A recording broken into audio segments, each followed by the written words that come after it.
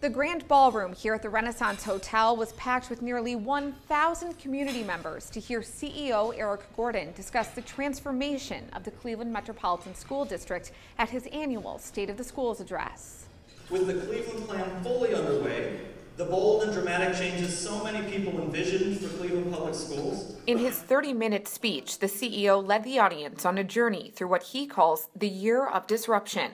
The 2013-14 school year will likely be remembered as the year that CMSD shook the status quo to its core and kept our promise to taxpayers and voters that the district cannot and will not tolerate business as usual in any area. We changed everything.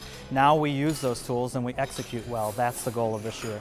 So his fourth address as CEO focused on the progress that has been made through the reforms of the Cleveland Plan. For instance, a district record high graduation rate, 232 new teachers, and increased parent engagement. But he didn't ignore the work that still needs to be done. I wanted people to know that I recognize the challenge we face and I'm not afraid of the challenge we face. But I also recognize that we're making progress against that challenge and I'm not going to let anyone claim that we're not. To illustrate that point, he referenced a Plain Dealer column published after last year's address that compared the CEO to King Sisyphus and his proverbial boulder. The reporter said, "It's the face of a man tasked with rolling an enormous boulder up a steep hill, a hill that may prove impossible to crest." By the end of the speech, the CEO made the difference clear. Sisyphus never reaches the top, but maybe he would have with a plan and a little help. Fortunately, CMSD's story is not the story of Sisyphus, the story of one man alone pushing a boulder partway up a hill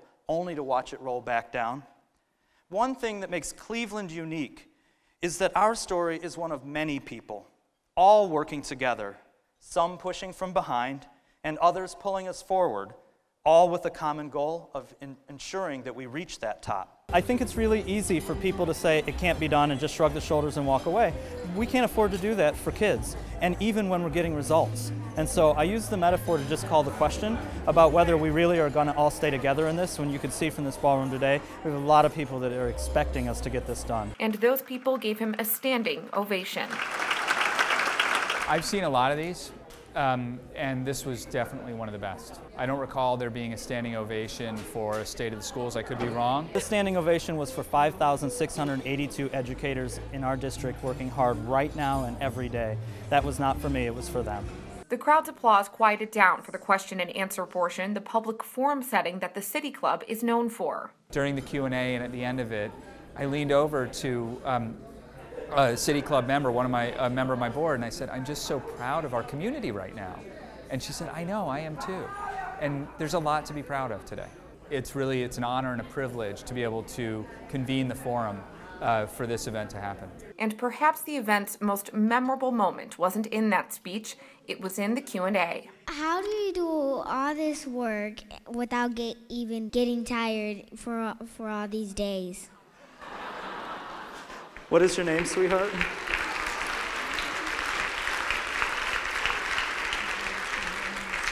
Would you tell me your name? Ra'eli. And where do you go to school? Noonan Baker School of Arts. So I'm going to tell you a secret. Everybody else has to close their ears.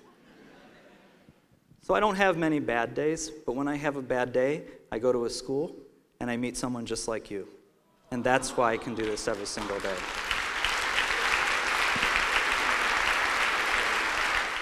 Everyone who attended the event left with a CMSD school calendar and a folder filled with important documents, including a copy of the CEO's speech.